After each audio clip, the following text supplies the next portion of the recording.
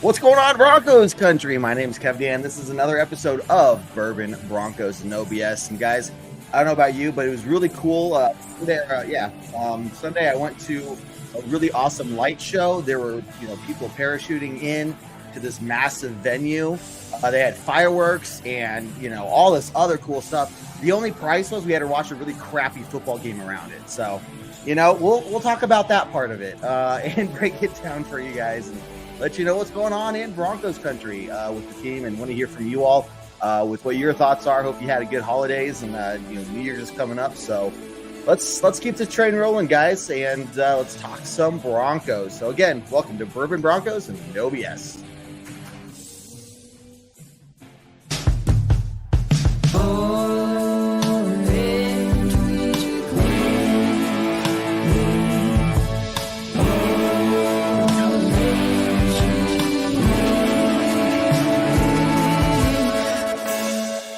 Orange Weekly, fans, brews, and Broncos news. What's up, Broncos country? We got Jared, David, and Spotty in the house today. And of course, we have all of you all watching the show with us as well. It's awesome. So put in the comments any questions you have, any ideas from what you saw from the game, any takeaways you have, and we're going to break it down ourselves and kind of treat the first half of the show like the post-game podcast. We didn't do it last night. Something about Christmas or something. John didn't want to do it last night, so we'll do it tonight. So Jared, how you doing, good sir? I'm here, and you can't find me again for where I'm at. Yeah. Okay. Well, we'll maybe send out a search party for you. I don't know. I want to find you. Just make sure you're safe. David, what's up, man? Well, as you guys can see, I busted out the blue puffball hat for the first time this season. And blue, I think, as we all know, means sad. And I'm sad. Guys, I'm sad. I'm not surprised, but I'm sad. The run of, meaningful December football, as we've been calling it, it's over now. And that's okay. That's okay, because we had it for a long time. Is it David? Yes. Is it okay? Good, accept it. I don't think it's okay yet. I'm not here yet. I'm not ready for it to be okay. Jared's not ready for it to be okay yet. I'm ready for it to be okay because this hat is really warm, and that's helping me a lot. I feel you. Well, I'm glad you're okay. I don't know, Spotty, are you doing as well as David over there? We wear our hoods when we feel despair. We want to fall back into them, and we take comfort in the dark warmth that are our hoods, and that's what I really want to say about that. I'm sad to see that meaningful December games are over. Like, I bought these Chargers tickets for next week and totally excited to watch us play the Chargers, be another game towards the playoffs, and now it's sadly turning into needing every scenario possible to even get a glimpse of the playoffs. Yep. Yeah. Well, look, I mean, technically the Broncos have about a 4 to 5% chance. There's about 9 to 10 games that need to go our way over the next 2 weeks. But that's asking a lot at this point, right? So you're right. I think at this point, we also need to win football games. That's part of the deal that I think we're missing out on. What? Yeah. What's that?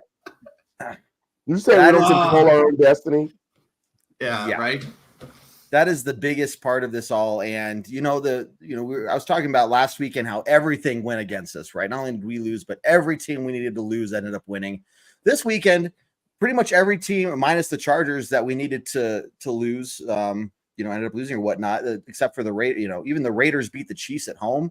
Like, that all would have been perfect, except the Broncos just could not figure it out. So let's talk about this, guys. Let's go backwards just a little bit. And whoever wants to speak up first, but what were some of your thoughts before the game? How are you feeling? What were you expecting? What were you looking for? Anything like that? I'll say the score at halftime is at least encouraging. The score at halftime is at least encouraging. We know that the Broncos offense can be shaky at times. And being up and going into halftime on a porous offense usually spells a good, solid game.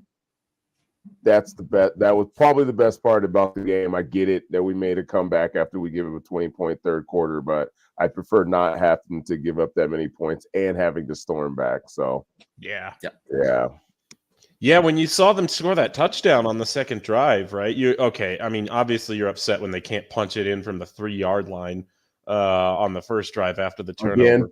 Again. Mm-hmm. But you put it behind you because they score on the second drive, they get a touchdown, and they're up 7-3 or 7-0, and you're like, man, that feels pretty good against this Patriots offense, right? And then you just start seeing them find holes in the defense, and it's frustrating. It's so frustrating because you see these quote unquote weapons for this New England offense, and you're like, man, there's a reason they haven't been good all year on that side of the ball. It's not a kill, destroy you skill player group, and they're missing, Ramondre Stevenson. They're missing a bunch of guys, and you give up 20 points in the third quarter. And all right, now okay, there was a return special teams turnover. That's not that's not on the defenses, but still, just rough, guys. We just can't get out of our own way. Yeah. Like it's just absolutely ridiculous. Like for the record, their defense is obviously Bill Belichick. Hats off to him. He had an amazing game plan against Russ, and he knew what he was doing. Obviously, he's been in this league for a long time. But they were missing like half their starters on defense in that game, and we couldn't punch the ball in on the second play in the four plays on the 6-yard line. Almost turned it over, for the record. Almost threw an interception. I think people are forgetting. And then like we can't punch it in on a fourth down. And I mean, it was just all around. Like we just could not get our team together to play on the same page until it was too late. Is really what it came down to. So you can look at the stats and look at the numbers. And I know a lot of other podcasts, they're, oh, well, if you look at the numbers, Russ played pretty well. Like get them out of here with that shit.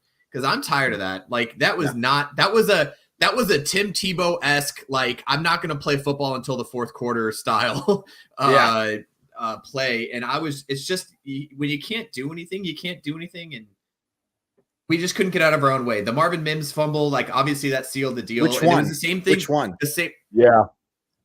Did he have 2? Oh, yeah, he had 1 in the offense. He meant the no, on that play. Yeah, there were 2 fumbles on that play. Oh, he fumbled. Drop kick returns aren't fumbles. No, I'm worried. Like obviously the fumble. David, let me. Daddy's talking. Wow. Okay. All right. Listen. Funny is funny, but you're shorter than I am, and I just want everybody who's watching to know that. Go on. We'll measure later. We'll measure later. We'll measure later. Oh, we're gonna measure. I'm taking this puffball off. No, I see you wearing the puffball. I've never worn a visor on this shirt. I want everybody to know that too. Go on, Jared. No, we just can't get out of our own way, and it was the same thing against Detroit. The fumble, the Russ's fumble. It just completely swayed the momentum, and we couldn't get out. Like the second half, they would drive down, score. Then obviously basically 2 scores in like 5 minutes, like 2 minutes really. And then we just can't get out of our own way. It's just so frustrating as a Broncos fan. And not for nothing, after the game, you're all drunk and depressed and trying to get ready for Christmas. And then you're looking at, oh, well, at the beginning of the season, we were thinking about getting a top 5 pick. Now we're like 15th maybe. And now we're like, oh, where are we going from here? Like, what's the plan? It's all sad and depressing. I got an idea for you, Jared. How about we update the freaking offense, man? They were talking about the number of plays in this game, how many were at the line of scrimmage, and how many checkdowns. It just does not work. Yeah. I know you want to get on to Russ about it, and I agree with you, but Sean Payton screwed the pooch in this game too. You can't tell me that he did not make a bad mistake by calling a timeout at the end of that game. If they were dead set to go to overtime in that game, and he wanted to go to overtime. We gave them the opportunity to game plan for a back shoulder pass to Devontae Parker, and then the next thing you know, we're all like crying on the ground because we're going to kick a long field goal. But a guy who, of course, he was going to make it. He missed everything that day. He missed the extra point. He missed a shorter field goal. It was just in the car. Was going to go down the middle. I will say this, Spotty. We disagree on this one. I think that the timeout, obviously, on hindsight, it looks bad because of the back shoulder play. They wanted to go into overtime, and he didn't have faith in our offense to have a break and then go into overtime and let Bill Belichick have a plan for the offense. we were playing well up until that point, and our defense was stopping them up until that point in the fourth quarter. He took the timeout to try to just end the game, because if we don't get that touchdown, if he doesn't get that, we get the ball back, we have a little bit of time to get into field goal position, and it's a completely different story. I agree with that call. I agree with. Then why do 3 pass plays, but on the drive before that, and they all went incomplete, giving them all the time in the world? That was awful. That was awful. I'll give you that. I'm like, this plus the timeouts, man, it does not equal up, and we've done this too many times throughout the season. Absolutely, give you the 3 passes, and again, why the one thing you're right, update the offense, because we still haven't thrown the ball over the middle. Kroll, who I didn't even realize Lucas Kroll was on tight end on our team until yesterday or 2 days ago, and all of a sudden he's having a good game. We're finally getting the ball to him, but he was even on the outside. None of it was in the middle. We're still this touchdown to check down offense, and at some point when you're playing to drive down the field to win the game, we can't be touchdown to check down. We have to get the ball in the middle of the field. And we couldn't. And three incompletes later, we punt the ball off, and our defense lets up good on Devontae Parker. It was a great catch on his part. It was. But second catch like it during the day, though. So it's not like we didn't see it. Yeah. That's true. Sure. Yeah, we've been seeing it. Sure. And Jared, I agree with you. I agree with Spotty. There's got to be some heat on Sean Payton for this game. As far as the throwing over the middle thing goes, guys, we'll talk about it in the offseason. We'll have a chance to talk about it. But I'm starting to wonder, and I resisted this narrative for an awfully long time, and I want to hear your guys' thoughts. But now I'm starting to wonder if there really is some truth to the idea that Russell Wilson is too short to be comfortable throwing over the middle of the field on a regular basis. And I know, Jared, I see what you're saying. But if you look at back at the past of his career, not just with the Broncos, but his Seattle years too, his passing stats over the middle are just, it's not there. Historically, it's just not been there. And, there are obviously, it's not just a question of seeing over your offensive linemen there, throwing lanes to be found without being, 6'8", 6'11", or whatever. But, what is it about Russell Wilson, if it's not his height, that just makes him historically not comfortable with an over the middle passing game? Okay, I got 2 things on that. First of all, this is Orange Weekly. We do not short shame here. No, okay? Of course. That is not something that we do at Orange Weekly. Just a second. Just a second. I think that would be news to Kevin, our fearless leader, who is short shamed on this show at least once a week, maybe at twice. Least. But second, he's been doing it well enough in his career. You're right, historically over the middle. And that's probably part of it, right? The height is part of it. Seeing over the offensive lineman is a lot of it, but also game planning. He likes the deep ball. We've always known he's got a very pretty deep ball. And then the checkdown's obviously the safer option. And obviously this year compared to last year, he was really just trying to focus on, this whole year has been focused on less turnovers. And we proved it the last 2 games. When we are losing the turnover battle, we lose games. That's just how it works. And he's been trying so hard, and he's done a very good job this year for the most part, other than the fumbles, which for some reason when he gets hit, he can't hold on to the ball, but that's a different story.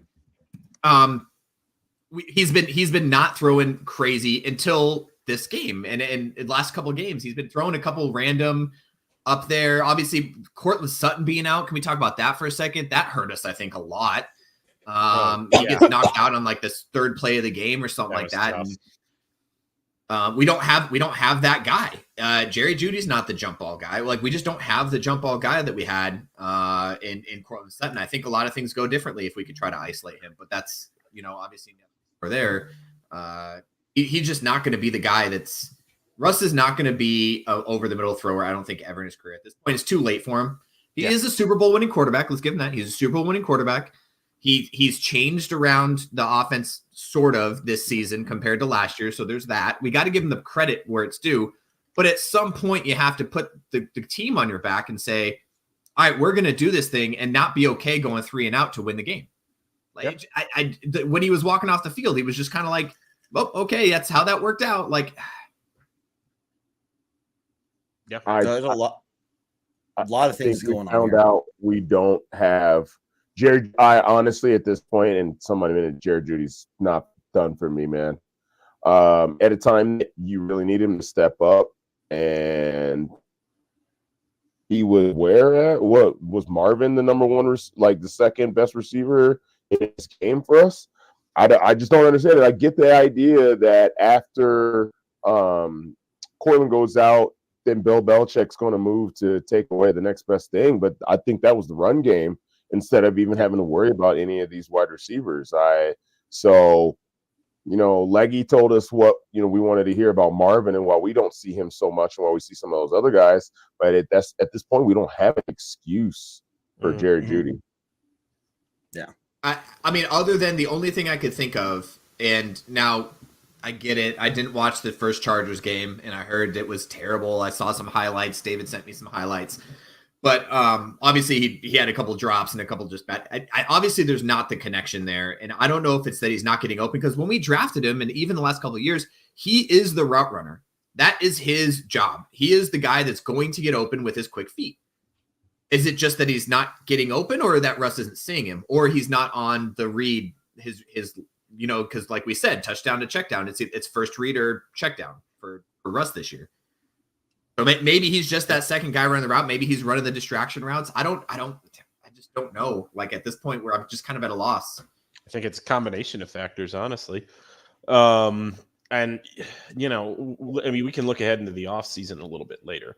But it's the same thing that we've been going around all season, and Spotty's been saying it with the offense just looking old and looking non-innovative. And to him, that's kind of attributable to coaching. To me, it's just attributable to the fact that Russ and Sean are just not on the same page. And so it's going to be really fascinating to see how this goes in the off season, right? Like, I still think Russ is probably going to be back for another season, but if he's not, I think you're going to look back on games like this one specifically and say, oh man, you can just see that they did not have the same game plan in mind. They couldn't get on the same page when Cortland Sutton, their number one target, went out, and Sean Payton is going to go with a guy who thinks that timing and playing within the system is more important than making the big hero ball play. Mm-hmm. I know a lot of people are calling for Russell Wilson to be benched and stuff. Russell wasn't the problem in this game. He wasn't perfect, but he didn't throw any. He wasn't perfect, but I don't think he was the main problem. I don't think you could say if Russ had been completely different. Look at the run game. Russ wasn't responsible for the run game. Russ wasn't responsible for Marvin Mims' 2 fumbles on the one play. I'm going to count that as another fumble. But he wasn't responsible for that. Was Russell perfect? No. But am I sitting here saying that we need to cut Russ because Russ is the problem? No. Now I'm going to leave that to Sean Payton. If Sean Payton says, hey, this is my team now, I need another guy, I am okay with us, taking that dead hit or that dead cap space, hit, then okay, I'm going to rely on him. Do I think Jarrett Stidham is the answer for the Broncos? No. He is not. He's a backup for a reason. If he was a quarterback that could take the team and deep into the playoffs, then he would be on a team already. Any number of these teams that, their starters went down this year, they would have gone out and got him or something. You know what I mean? Like, there's just no argument there for Jarrett Stidham to be the next quarterback of the Broncos. I just don't see it. So it'll be interesting to see. I mean, I know there's some things like, can Russell restructure his contract with all the guaranteed money, and there's all the lawyerisms and legalese with that. I don't know, but Spotty, what you got, man? 2 things to it. If not Russ, the quarterback for the Broncos is not on the team currently, right? Yeah. And yeah, I will again say this, right? I still don't believe that any other quarterback would have been able to get the Broncos to this particular spot. I said it last week. I'm gonna continue to say this. All right. There are other underlying factors that also had an effect in the game. Like Big E Bronco, I see you out there about saying, that Russ was hearing footsteps, but yeah, he did hear footsteps. They are Christian Barremore's big fat behind running up and getting a career 3 sacks in the game. And you can't let a defensive tackle that's name is not Aaron Donald to have a career game against you when no one else for the Patriots is really doing anything, right? And at times, I'll get it. I know because we watch and Russ holds on to the freaking football, but there are times that I felt like that man was up the middle and in Russ's face before almost he had the football in his hand. So there's obviously protection problems. McGlinchey is absolutely killing me, man. I was excited to have this 6'8" ginormous mammoth man on the tackle, but that man has not done anything. I gotta say, the Broncos have to be the right tackle killer. Like for some reason, we have not been able to find a good right tackle in like 10 years. Like it's been absolutely ridiculous that we go out and pay the big money for one of the top 5 right tackles in the league a couple of years ago. And all of a sudden, it's just he's not the guy, and he's obviously not playing well. I don't know what it is about the Broncos in general, but yeah, I'm on the same page. You can point back to other years where there were injuries on the offensive line and they weren't consistently playing together, right? But they were bragging about, it was just a few weeks ago, Garrett Bowles, I don't want to say bragging, but he was mentioning how, this unit's been able to play together. All 5 starting offensive line have started together all season long. So it's not like there's communication issues. It's not like they don't know how, we got a new guy in here now and they're constantly rotating people out. So there's no connection between them all. There's no, any of that. So it's like, okay, well, then what is the problem? Other than just people aren't playing to their potential.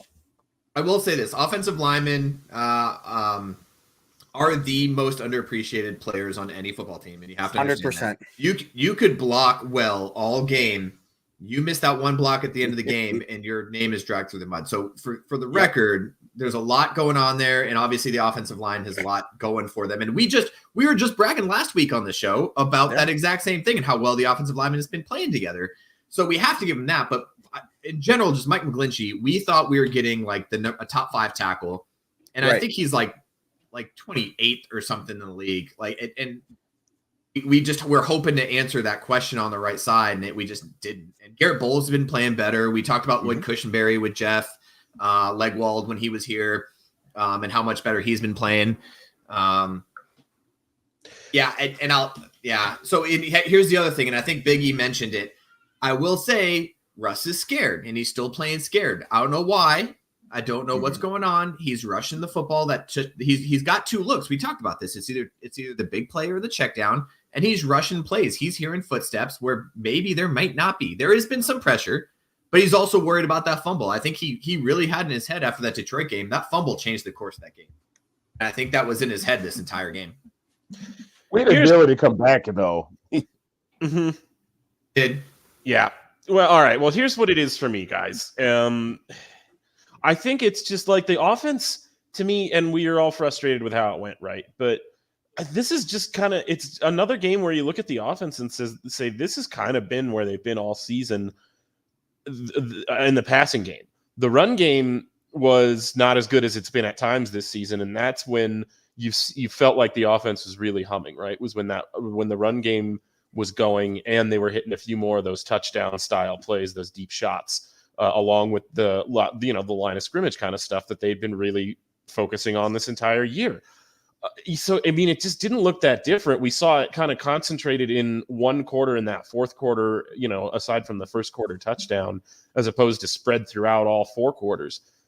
But, it's kind of the same offense it's always been. And so, now it's Spotty, you made the point last week that, they've got an off season to work on this now. And you also made the good point that, offenses, when they come together, it takes more than a year for an offense to learn a new system and come together and be on the same page. And that goes for offensive line, skill players, and the quarterback. So now it comes down to Sean Payton, right? Now it comes down to Payton and his evaluation of, does this entire group look better next year if I give them another offseason to learn what I do and do what I do and do it the way I do it? I think that's really where we're at with it now. Because I'll tell you that, and right to you, Spotty, but one thing about the offensive line is this is the group you're going to have for the next few years, guys. The amount of money they paid to Ben Powers and Mike McGlinchey in this offseason, this is who you're going to have for the most part over the next few years. then my question that I kind of like put out to you guys right now, right? Mhm. So I guess there's kind of two parts. It's going to be a two-part question. Let's say, because we're mad at Russ every other week, probably at this point, is it worth to the Denver Broncos to move away for Russ and eat $38 million to save another 37 the year after? Right. Okay. and if we do remain with Russ, okay, then is it a priority for us to upgrade our skill players? So that I'm with you on this, spot, because I was asking myself the same question. I do not believe we move on from Russ next year. As mad as I've been at him, as mad as the rest of Broncos country has been at Russ, it's not a move on from Russ. However, we did way overpay him, and he knows it before he took his first snap. And I think that what's going to happen is Sean Payton and Russ are going to have a heart-to-heart, probably over a couple beers, and be like, yo, this is how it's going to happen. Like, we need to cut your numbers. We need to restructure your contract. We'll give you the 2 years. You'll stay with us, but we need to restructure the contract. Yeah. But I thought about that, and I was like, yeah, it's great. We could get him some, like, upgrades. But where? Like, what we just paid all, like David just mentioned it. We just paid all that money to the offensive line. We're not moving on from any of those guys. Our skill players, I mean, absence of, we talked about on the pregame show on the Tailgate Talk, Tim Patrick, right? Cortland Sutton, Jerry Jeudy, Marvin Mims. I think our wide receiver room is pretty solid for the most part. I mean, I know people are mad at Jeudy and like, okay, let's get rid of him, whatever you want to feel about that. But we still have top 3 receivers if everyone's healthy. And then our running back rooms, I don't want to move on from Javonte Williams. I think Samaje Perine's been doing his job. McLaughlin's been playing very well. So, like, At what point on the offense, if we're looking at this, maybe it is like we just need to change up and either Russ has got to buy into the Sean Payton system or Sean Payton's got to move on and play to Russ's strengths and abilities. I really don't know. I'm at a loss to that question because I don't know which one it is. But if you're looking at the players and the numbers that we got in there and the money, something's got to change. But what is it? Yeah. Number one made wide receiver room, by the way. Remember that. Yeah. And guys, is it Tim Patrick? Yeah, it is. And I get where you're coming from with the wide receivers. I understand the argument as far as the talent level goes, but I have to ask you, and I want to ask all of Broncos country this. If we really look in the mirror and we really look at what our wide receivers have put on tape, not on paper, on tape, do we really have a top 10 wide receiver, top 15 wide receiver? I would argue. Okay. How much tape have you watched? That's right. Not Here we go. No, listen to it. Not national television, not what we're watching on where Russ is throwing the ball, because the cameras go where the ball's thrown. Right. How much tape are we watching about how they're blocking? Are they getting open? And the ball's not coming to them? Because that's a huge part of the wide receivers.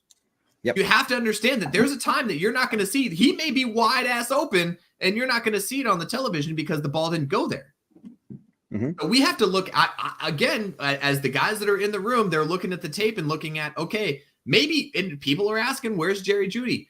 Maybe he is getting wide the F open, and we're just not looking at him. Now that could be a system problem, but right? His reads aren't, he could be like the 4th read and he just happens to be open on the 4th read, or it could be a Russ problem. And I don't know, because I'll be honest, I'm not watching the I think all 22 is gone. I haven't seen any recently that I could be able to watch like the actual whole footage of the guys that like the guys that are in Dove Valley looking at this stuff are seeing.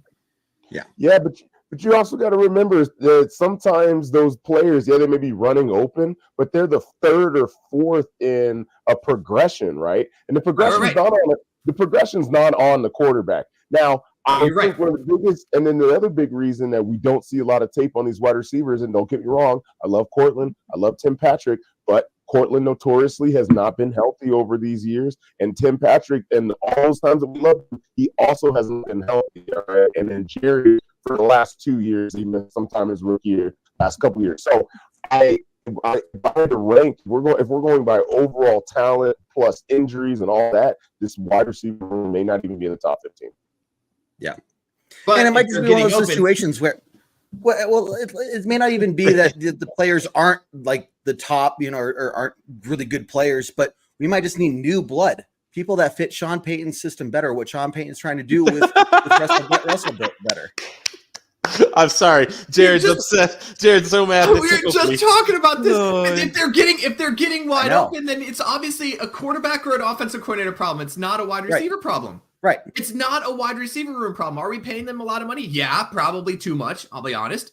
But it's not that we don't have the guys that can get open. We just have to either change the system to make sure that we understand where the coverages are, or the quarterback needs to know what his reads are and read them better. And we sitting here in Broncos country watching, I don't care how much film you watch, you don't have the playbook sitting in front of you to know exactly what his reads are supposed to be. You're not in there with Russ in the quarterback room and Sean Payton. So as much as we sit here in armchair quarterback it, we don't know what that's supposed to look like. If the guys are getting wide open, it's between the quarterback and the offensive coordinator. And we can't say that we have to cut a bunch of wide receivers if they're getting wide ass open. Now, I didn't watch the San Diego Chargers game. I said this multiple times. San Diego, I did it. It's been like 10 years. You haven't done it in a while. I'll give you a pass. It's been 10 years. San Diego Chargers. I haven't watched. I didn't watch Chargers game, and I know a lot of people are mad at Judy for the drops. I get it, and the kind of weird, like not getting the 2 feet in bounds. That was a dumb bonehead move. But that would be a reason why, right? If that was consistent, I could see us moving on from Jerry Jeudy. But you can't just look at this wide receiver and be like, we need new blood. Like, because if you get new blood, look, maybe you get the Patriots wide receiver room. For sure. And we've had bad wide receiver rooms the first couple of years after the Super Bowl. We had pretty bad wide receiver rooms. Yeah. After Emmanuel Sanders left, we didn't. Cortland was here at that time. Yeah, Cortland and then Tim Patrick was coming up, and that's how Tim Patrick made his money. Yeah. But we were looking at it, and people were like, this wide receiver room, we really like, who do we have? Right. So it's all about like what we're seeing on film and by film at game time and what is happening in that quarterback offensive coordinator room. And we're not there and we don't know, but it's between those two. I do not think we have a wide receiver problem. San Diego. Not San Diego team. Well, look, like you said, none of us know what's going on, what the discussions are in those, meeting rooms or while they're looking at film. At the end of the day, the way I see it, and obviously, again, not being privy to any of those conversations, like I wish I could, just like, hey, tell me what's going on. This is a team that it's a new offense. Russell has had 2 or 3 head coaches, however you want to, figure that over the last couple of years. They need a chance to really look at this season, really analyze it, figure out, some ideas for next year and go back out there. That's why I don't want to sell a farm. I don't want to move on from any of these big name players. I don't want to move on from Russell Wilson, not just because of the dead cap space that we'd be, dealing with at that point for at least a couple of years, because then when you're eating that much money, who can you really bring in that's, worth anything that can keep you guys on track? So I think Russell still gives us the best chance to grow as a team, and look, that conversation between him and Coach Payton is probably going to be a real heart-to-heart of, one, we need to restructure your contract, but 2, man, we need to figure something out, because if this doesn't work out, we're going to have to move on and find somebody that does work better in the system and with this team. So I really think Russ will be back next year just for a number of those reasons. And I'm ready to give him the benefit of the doubt that with Sean Payton at the helm, we have adults in the room again, people who know how to win and win big, that they're going to figure this out. And hopefully we're sitting here this time next year going, wow, I'm really glad we stuck with these guys. They've turned it around. They improved greatly, and they're not going to win every single game. Right. But we look at these games that we've lost that we probably should have won. We didn't really get blown out in any of them. The Raiders game, the Commanders game, the Jets game was the only one that was really a bigger loss, and that was by 10 points. But even this game, we lost by a field goal. Like we're in these games, and we score a little bit better. Our defense tightens up a little bit more, and we're talking about a completely different outcome this time of year. So I don't know, guys. I'm not ready to, push the panic button quite yet. It sucks. It really does suck. But I think there's a lot of other other than just execution issues on this team. I think there's just some leadership stuff. People need to step up. Big players like Jerry Jeudy need to, be more consistent. Whatever have you. But that's where I'm sitting, guys. Like it sucks, but I'm not ready to panic yet. part of the conversation with Russ has got to be that we're going to bring in another quarterback with the potential to start next year. Mostly because we know, Russ isn't going to be doing this forever, right?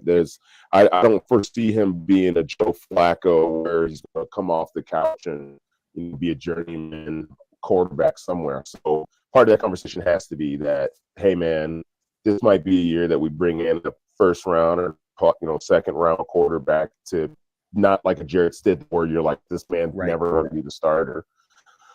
So we're hoping the conversation goes well. I mean, that we are nitpicking. I know, I get it. It's really easy, especially after 2 losses like this one being close one against Houston, to really just want to sell the farm. Yeah. I mean, ultimately, the Russell Wilson's fate's in Sean Payton's hands. Yeah, I agree with that. I would agree with that. It comes down to whether or not, and I think somebody mentioned it, like if you looked at Sean Payton being so mad at Russ when he comes off the field, and Russ just looks like, why are you mad at me? Not knowing. And a lot of that's going to come down to that relationship and whether or not Sean Payton feels like he can work with from there. But ultimately, Body, you're right. Like it's just we just got to move on. That's the X factor. That's the X factor to me, because my head tells me that you guys are right, that Russell Wilson is going to be back as quarterback next year. But if it comes down to this emotional Sean Payton, who is historically not a guy who gets a great hold on his emotions at times, if you see him make the emotional decision of, I have seen my offense hit its peak already with Russell Wilson at its helm. I know what that looks like now, and I am going to pick up somebody who executes my vision better. Whether, like Spotty said, if we pick that's somebody who we pick in the first or second round of this year's draft, and we put behind Russ, and he learns the Sean Payton offense for a while. Or if it's a veteran that they pull in off the street and they say, well, we think you'll do what we want you to do when we want you to do it, without trying to improvise and play so much hero ball. And they do that this offseason. I don't know yet. But if we do see that kind of thing happen, I think it's like I was saying earlier, we'll have a little bit with a window back into games like these and say, man, Sean Payton was more upset about that than we saw. And it had nothing to do with him yelling at Russ on the sideline so much as I think it just had to do with him not seeing the things that they have been going over in practice and in meetings and in film rooms translate onto the field. For sure. And I'll say this, this is the time of year that we miss Tanner a little bit, because I feel like we need to get Tanner in on this post season, talk about the draft room, because I really don't know what quarterback option fall to 15. Like, oh, okay, Spotty's got us. Spotty's got the college draft. He's got the draft. Is there anybody? Never mind. Let's save it for the like. There's not for the show, but we'll save it for later. Because right now, I don't think there's anybody that's going to be able to drop that's going to be legitimate to be able to. I want to hear about Bo Nix. I want to hear what Spotty has to say about Bo. Okay, he says no. Then I know. Okay. Jaden McDaniels might fall. Jaden Daniels might fall to where the Broncos are. He's the LSU quarterback, this year's Heisman winner. Yeah. So, I mean, that'll be interesting to see what they do at that point. I mean, what you'll see from this draft, though, is Sean Payton saying, this is the guy I want, right? Basically being the de facto GM. And there's going to be questions about what happens to George Payton, if he stays a GM or if they bring in someone else. But essentially, the bringing Sean Payton in wasn't, like, okay, but we're still going to pick your players. The deal was, if this is my team, I'm going to pick who I want, right? So Sean Payton is going to essentially have the final say, I believe, in who we bring in. But I'm really interested to see or hear what you have to say, Spotty, and where we end up falling, in the draft order for sure. But I do want to make sure we have some time in the show, guys, because I want to talk about this Chargers team, not San Diego. I almost did it myself. I thought about it. It was in my head, and then I stopped. I was like, just say Chargers, so you don't. Anyway. But so look, they fired their head coach. They have Stick now at the quarterback position, and they played pretty close to the Bills this last week. So from you guys, what have you seen? And, kind of getting into this next week's game, it may not be a game that gets us in the playoffs, obviously, but look, 2 chances for moral victories. Stick it to the, no pun intended, to the Chargers. And then look, we need to find a way to hopefully end this losing drought against the Raiders. And the way the Raiders are playing, they're playing angry and hungry. And I'm afraid of what this team's going to be doing in the future. But sticking to this week right now, what are you guys seeing from the Chargers? At this point, I'm 50-50 on this game. This game feels like a total coin flip to me. I know we just beat them in Los Angeles. I know we just beat Easton Stick in Los Angeles. But we just lost to Bailey Zappi. So yeah. I don't know, man. Like, I don't know. What but they don't have Bill Belichick. Is there really that defensive mastermind that we have to worry about like we did this last week? That's fair enough, but I don't know. It's interesting to see whether that Chargers defense is going to play better now that Brandon Staley is no longer there. And we've only seen 1 game's worth of evidence. Right. They held the Bills to 24.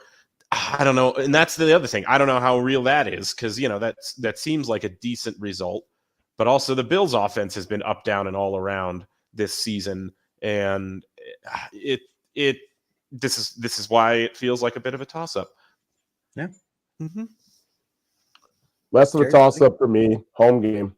Okay. Home game near the end of the year. The Chargers really, really, really have nothing to play for. There's no moral victories in there. There's no getting wins for Bill Belichick kind of thing like the Patriots have.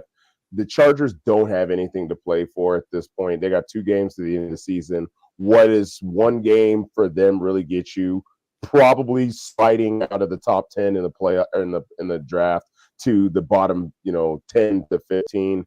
I could foresee this game just looking ugly and getting away from them early, and then the Broncos are walking out, and we're feeling very confident going into that Raiders game. I don't like the feeling of that. My answer is the same as Spotty's, except it's 100% emotional and not analytical in any way, shape, or form. It is 100%. It would be just like the Broncos to get our hopes up, and then the last 2 games just get us down to what we've been talking to for the first 40 minutes of the show, and then to go out and absolutely destroy and put up 30-something points on the Chargers, and beat the Raiders at the end of the season to the point where next Tuesday we're sitting on the show going, why couldn't we play like that the last 2 games? Yeah. Because that's exactly what Broncos country has done to me and my insanity. So, or my lack, I'd say. And so that's 100% emotional response, but that's exactly what's going to happen because it would be like Broncos. Their best in meaningless football. Absolutely.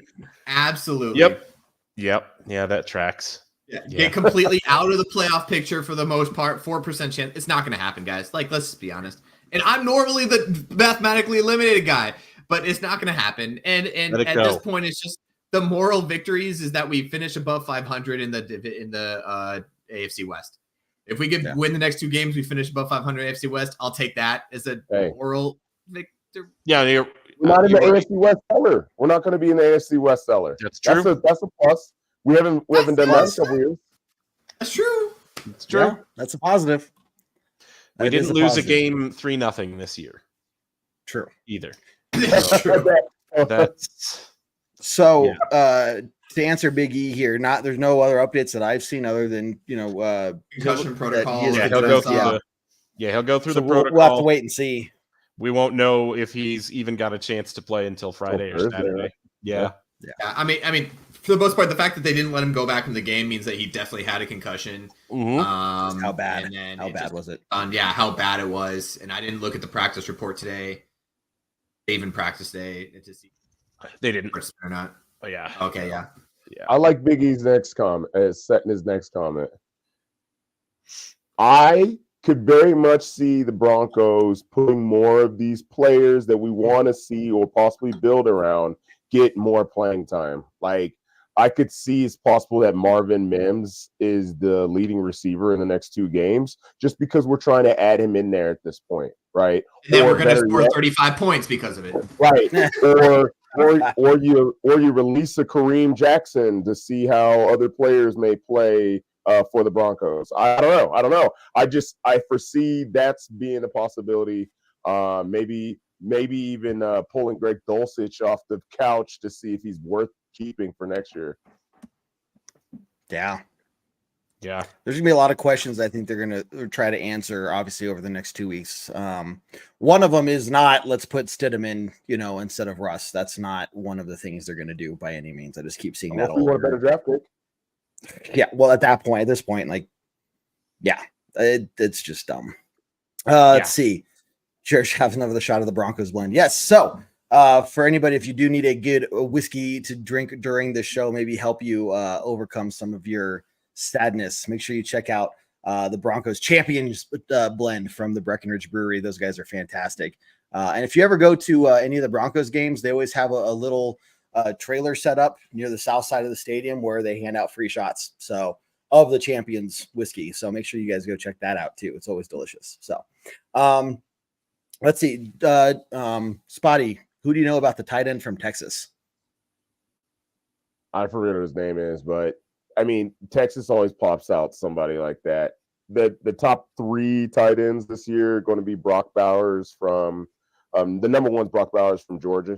He's like a George Kittle kind of guy. Matter of fact, but the Broncos won't be anywhere near the spot to possibly draft him. So, as a matter of fact, I wouldn't foresee the Broncos taking any kind of tight end until later on. Yeah. Now, I'll say this in response to Big E's question, but only the very kind of the end half here about trading up. Sean Payton is an up trader in his draft history. He made a big deal for Marcus Davenport in his day. I know he's traded up for other players in the first round. I know. I get it. All right. You can debate the wisdom of the move, but I will say Sean Payton with a first round pick for the first time in his Broncos drafting history, you can see some craziness happening. Do we have a second round pick next year? I feel like I saw that we didn't. No. Okay. So first and third. Got 1 pick in the first in day 1. Or I guess the third round. So I don't know, guys. So make sure everybody watching, we do, we're pretty quiet during the off season, obviously, but when we ramp up, to the draft and stuff, we'll be putting out some podcasts and shows and everything like that. And we'll be live during the first night of the draft up through the Broncos pick. So it'll be nice to be able to do that again now that we haven't had to do it for a couple of years since there's been no first round Broncos picks, but so make sure you guys are checking us out during the middle of the off season there when we're getting close to draft time, because we will be pushing out a whole bunch of content on who to watch out for, who our ideas are on who we might go after. Spotty's going to be a huge help in that for sure, because when it comes to college players in the draft, I just don't have the mental capacity to keep all that information in my head. Maybe if I was taller, I'd have a bigger head and it'd be, maybe I'd be as smart as you all, but I don't, so. I know we've been doom and gloom for like most of this today. So I will want to jump in and say there are a lot of young or undrafted players on this team right now that I am excited to see. And we had a lot of people step up this year. Should the Broncos defense have been as good as it was this year? Probably not. You're going to drop 70 points to the Dolphins. And then for the next 7, or I guess after a couple weeks, but for 7 weeks out of the season, the Broncos had like the number 1 or number 2 defense in the entire year. And then we get some random guys that absolutely were amazing for us. So, I mean, there's not a lot of times where we're sitting back and we're near here at the end of the season and where I'm like, you're pointing at 5 to 10 players that you're like, these guys could change everything for the Broncos next year. Yeah, we've seen Drew Sanders a whole lot recently. A lot. Yeah. I don't know if that's been a really good thing or not. I don't know if it's been a bad thing. Right. I don't know if it's been bad. A lot. Yeah, right. Like good. Yeah, it'd be nice. But Jared. Riley Moss was playing this game too. Riley Moss got meaningful snaps on defense this game. That was pretty interesting. Almost had a one-handed interception, but Ugly also number. 37? Right, 37 on a cornerback. That's tough. It's tough. Jared, what happened to the puffball hat? Where is it? Where's it on the ground? It's on the ground for a reason. Yeah, you insulted me, so I threw it on the ground. Well, that's why I left when Team somebody Puffball. insults you. Yeah. I was on Team Puffball. I was insulted by Team Puffball, and then I defected from Team Puffball. That is true. That is how it happened, blow by blow, step by step. Those are the sequence of events. Jared, what if I were to tell you that I love you and that I think you looked terrific in the Team Puffball, or even in a visor sometimes you look terrific? What if I admitted that to you? Go grab a the visor. positivity part of the show. Yeah. Right now we're all positivity. Yes. Exactly. Yes. Well, I do want to maybe start thinking end of the show. It makes with me this kind of upset, but it question. does look good. It does look good. You pull it off. I can't, but you pull it off. So how, if you were to rate or maybe, say, how confident you are in this team, in next year, are you confident that this team can, be more of a playoff worthy team and be more consistent throughout the year? Or there's still a lot of question marks that you're just like, man, they are far away from being really considered, consistent competitors in a playoff type of situation? Yeah, so I was Seven. Seven. Out of count. That's all I've got to say. Go on, Jared. Your confidence 7. Okay. what does that Seven. mean? Seven what? You His heard confidence out of always the 10. answer. I'm guessing it's always from a the scale of answer. 1 to 10.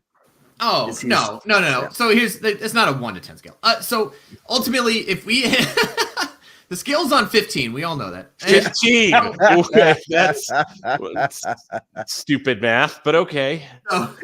So if we had this team playing the way that it has the second half of the season, and just from what we saw the second half of the season, obviously we won games that maybe we weren't supposed to, and we lost games that we probably weren't supposed to. But in general, I think the team as a whole is a playoff worthy team. We are not playoff contender. We are not Super Bowl contender.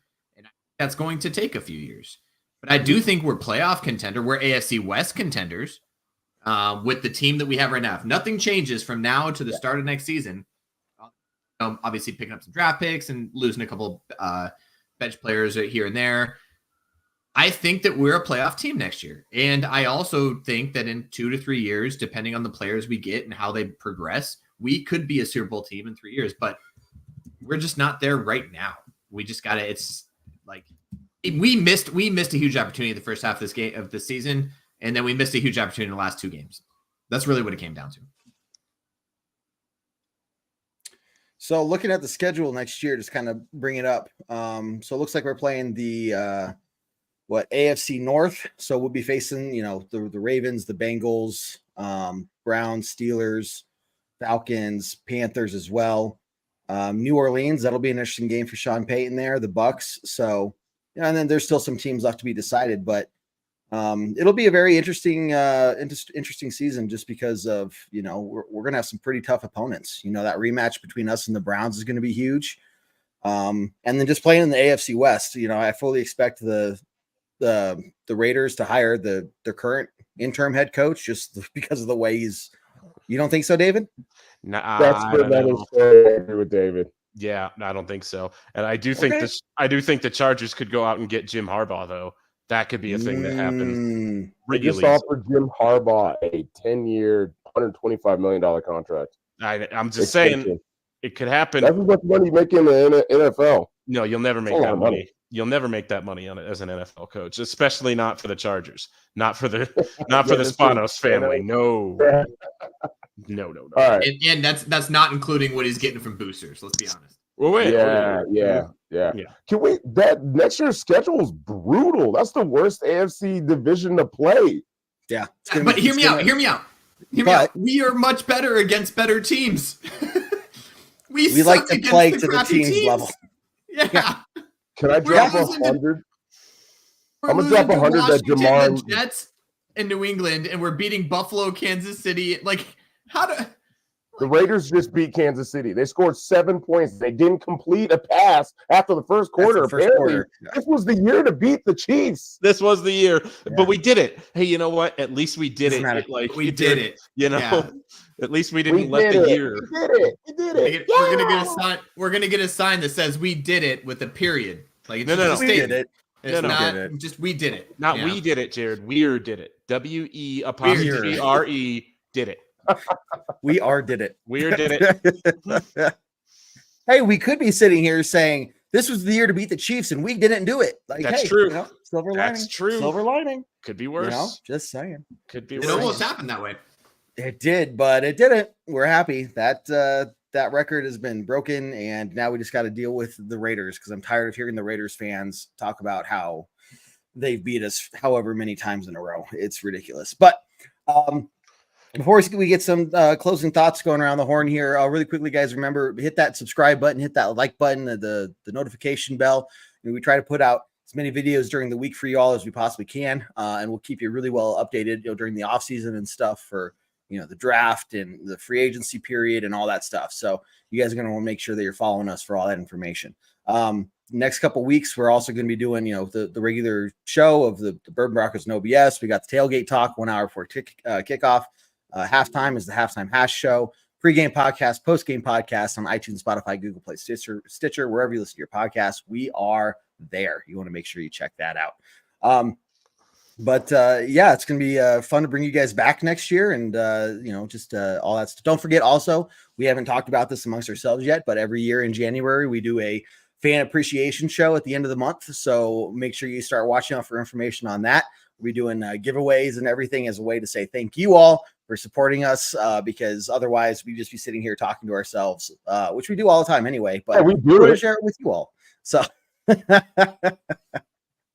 but okay, guys, well, let's do it. Let's hear some closing thoughts from this Broncos game last week, what you're looking for this next week, the last 2 weeks of the season. This is the Broncos' last home game of the year. So, show up if you have a chance. I'm sure tickets will be fairly cheap. They were this last week, obviously Christmas Day and stuff, but New Year's Day or New Year's Eve game will be fantastic. Looks like it'll be a little bit warmer too, not as frigid as it was this last week, but looks 2 AFC West matchups to end the season. So a lot to play for, I'd still say. What do you guys say, Jared? Yeah, so this loss hit me a lot harder than I think I wanted it to in general, and it was very sad. Last couple of days have been very sad. I do believe this is the darkest timeline, and we are going to end up with the worst pick. That if you could get the worst pick in the state and still not make the playoffs, that's what we're going to get. And because we're going to finish above 500. I do believe we're going to win the next couple of games. Be able to do it. We're going to finish above 500, which at the beginning of the season at 1-5, we talked about it. If we finish above 500, is this a win in our column? Then yes, and I think a lot of us said yeah, it is, and that's probably what's going to happen in my eyes. But we have a lot of work to do in the offseason, and right now this is probably the first time in 7 years that I've looked at this team and been like, I don't know what the issue is. I really don't. That's fair. Like you can't really point the finger at the coach. You can't point the finger 100% at Russ. You can't point the finger 100% at the defense. There's something that's there that needs to get changed up, and I don't know if it just needs time. And to David's point, I think David mentioned it. Maybe off season and one more year to kind of get ready to go. And as Broncos country, we've been spoiled. We've been spoiled by getting a brand new coach and going to the Super Bowl that first year of getting a brand new coach. I'm with these players and in general, we're Broncos country regardless. And Spidey doesn't agree with me. Spidey doesn't. No, we're losing you every so often. Yeah, damn it. Yeah. So I got the gist of what you're saying, though. So yeah, we're following. It was just, and then you would cut out, and you'd be talking, and then it'd come back. I was looking at your beautiful face, and so that's all we really need to see is right. Jared smiling and his beautiful face. Beaming. There's the natural glow I do wish he would put the puffball hat back on. That was nice. That was lovely. He does look good. He looks good in the visor. But he's gonna do it just for you. He might. That's your Christmas present. Well, yeah, right. Merry Christmas. We share a deep and abiding love, and it looks amazing.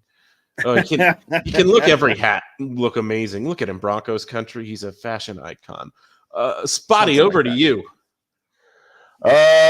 First, let's start off. Even though I want to say a thank you to K-Jack.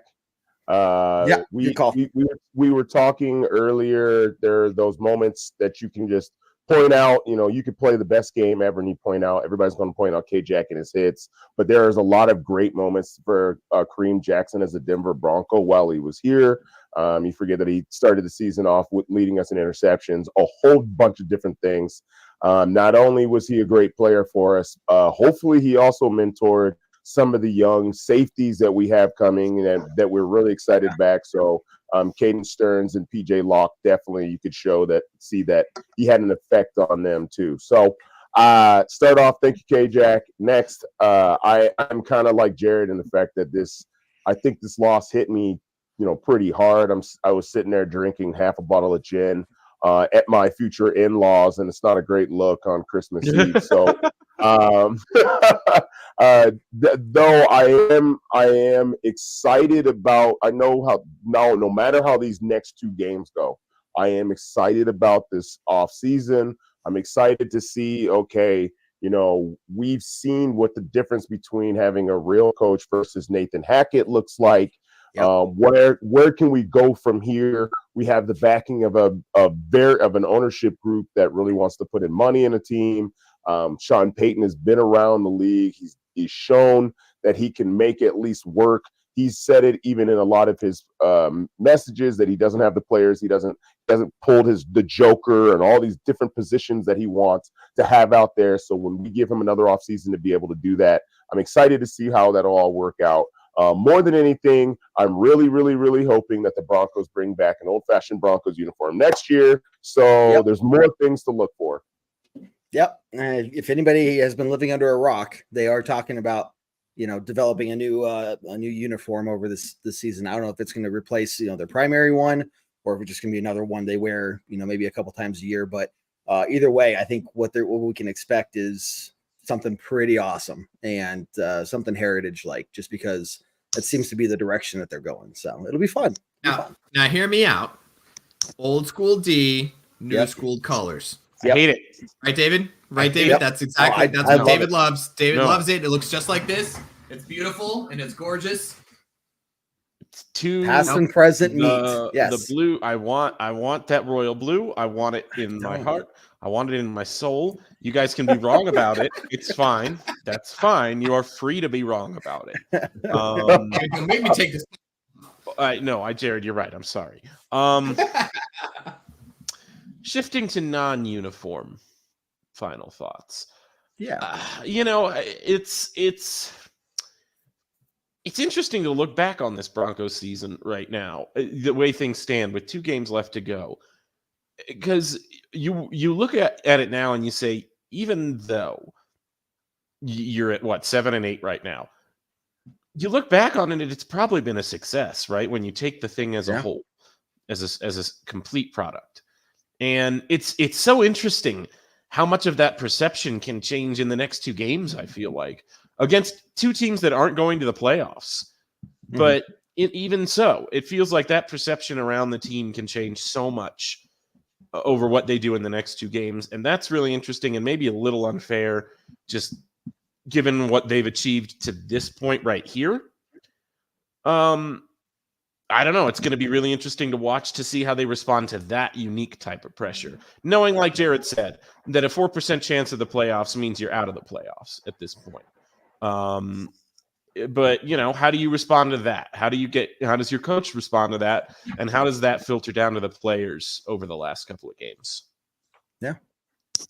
No, you're right. I mean, you can't take away the 5-game win streak. You can't take away the wins over the Chiefs and the Bills and, a lot of like what you were saying, Jared, the teams that we probably, we were definitely not favored to win by a lot. And we ended up winning, right? The way the defense has played well, the positives we've seen from some of these younger players like McLaughlin, and we're seeing him more and more the last few weeks, and seeing the speed that he kind of has once he gets open to the outside and stuff, like he can turn on those jets, right? So we're seeing a lot of real positive things that I think are really going to help set this team. Like, I get it's another year of no Broncos in the playoffs, and it's disappointing because after that 5-game win streak, I was bought into it just as much as the next guy, if not more so, of, let's do it. Like, this is it. Here we go. It's going to finally happen. But with somebody like Sean Payton at the helm, you can bet that once we get to that point of getting the playoffs, it's going to be an every year thing. It's going to be this, how far are the Broncos going to get in the playoffs versus, are they going to be able to barely squeak in? This is the type of team that Sean Payton will eventually build. And, 5 years from now, we're going to be looking back on this saying, oh, haha, that dark period is over. It sucked. And, glad we sat through it. But, this team is looking really good. They're putting up 10, 11 wins, every year, if not more, winning AFC West titles. We're talking about a playoff home game. I mean, come on, so this is close. I know it sucks. I may not feel like it right now. But again, with somebody like Sean Payton at the helm, I think we're closer than we maybe realized. So that's what I'm trying to just keep in mind as I'm avoiding the depression of another year with no Broncos in the playoffs. So, but guys, you're 100% avoiding it. The fact that you just mentioned a home playoff game for the Broncos and thinking of your predictions, that's a far off prediction. Chiefs are good, and it's always going to come down between us and the Chiefs. But I think we're getting to the point where we're going to be able to, it may not be an every year thing, but there are going to be times where we top the Chiefs in the AFC West. It's going to happen. I really believe it. Like we're still only 2 games back from the Chiefs. Like it's not happening this year, but like we're not the bottom of the barrel AFC. We're not sitting at third place, a solid third or fourth place in the AFC West. Like we got them this year. We're close. They're showing their age, and as these guys get more experience, they're going to be asking for more money, and it's going to be tougher for them. So they're going to have good years, but they're going to have down years as well. So it's going to be up to us to take advantage of that, and I think we're going to be able to. So I know I'm the optimistic one, I know, but I would love to be at a home playoff game one of these years. Listen, Kansas City loses 2 games in a row. We win 2 games in a row. We got the tiebreaker, and we move on. And we are the AFC West champions this year. Great. Love it. Coming from the guy who last week was like, guys, we're not going to the playoffs this year. Yeah. 100%. I said that like 15 minutes ago. It was not last week. It was like, that was like 20 minutes ago. Show. You threw it out to the universe first. And then I'm just saying, there's still a chance. I've had enough Breckenridge whiskey in me to say that. There's one thing we can say about Kevin. He's not short on faith. Thank you. Yes, I'm going to say thank you. No short shaving, David. Hey, guys, once again, keep an eye out for some information on our fan appreciation show end of January. And make sure you tune in for that. Win some awesome prizes from us as we try to, say thank you to all of you for your support. So, guys, I'm sure I could talk even more, but let's not do that. I don't think we won't go that way. So let's just end it as we always do on a very strong Go Broncos. Go Broncos. Take care, everyone. Do what I like, yeah, I do what I like, yeah, I do what I like. Sipping goose, if it's right, and I go with the flow, yeah, I go with the flow, yeah, I go with the flow, cause I know I'm the show. In the zone, here I go, in the zone, here I go, in the zone, here I go, yeah, they know